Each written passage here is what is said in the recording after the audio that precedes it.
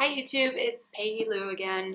I thought I'd give this a try. I am going to do a book review of this book, Mr. Penumbra's 24-Hour Bookstore. I do read a lot, but I've never really done book reviews on my blog, so I figured that might be something cool for this YouTube channel. So I checked this book out from the local library. I think the library is a beautiful place and that everybody should utilize it. I originally heard about this book from a writers group that I'm in. It's actually a book club and a writers group, so we read a lot of books and try and pick them apart as far as the techniques and skills used by the writer and what we liked and what we didn't like from that perspective, and try and think about them as far as what we could use in our own writing. I heard about this book from two people in my writing group who thought it was absolutely god-awful. And I have to say, this is not the first time I have been encouraged to go out and read a book because it was terrible.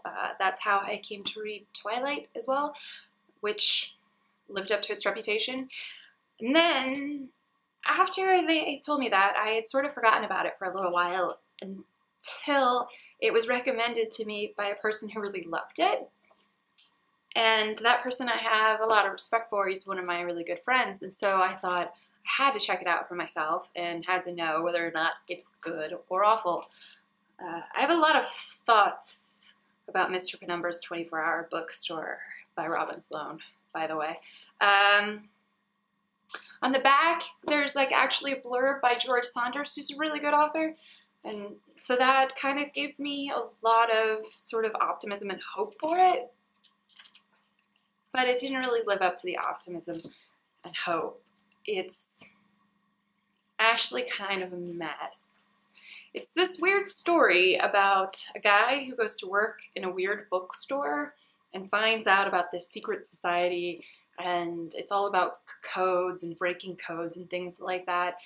It ends up sort of, because it's set in San Francisco, it ends up pulling in technology thing. I guess the basic theme of the book is old knowledge versus new knowledge. And so basically he and his group of younger buddies decide that they're going to try and break the code of the secret society using computers and programming. They actually end up using some supposed technology of Google, because of course one of them works at Google. And I don't really know that I really bought into that you could, if you worked at Google, you could just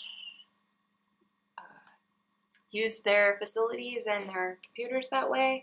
As an employee, you could just bring in this puzzle from outside without really having a lot of accountability about what you were doing. But they brought in the puzzle, they ran it through the Google, biggest computer in the world, with the most processing power, with the smartest programmers you've ever seen, and couldn't crack the code. Spoiler alert, not really a spoiler. When the code was really revealed, I was very disappointed because I thought, that's pretty stupid that nobody had caught on to that before. This society is supposed to be around for 500 years, and supposedly, aside from the main character in the book, there was only one other person who'd ever figured it out before, and he had sort of taken it to his grave. And also there's this other premise of the book, which is about immortality, which the conclusions that the book came to in the end were things that I saw coming about 1.5 miles off, actually probably closer to 3 miles off. And so it wasn't very enjoyable to me, because when I was reading it, I was just waiting for them to get there, to the obvious conclusion of what the theme of the book was going to be. Also, there's an epilogue in this book, and I really have to say, I'm not a fan of the epilogue, where everything is just tidily, summed up about, where everybody ends up in the end. The story is ended. You don't have to keep going. We don't need the happily ever after portion. We know how it ends.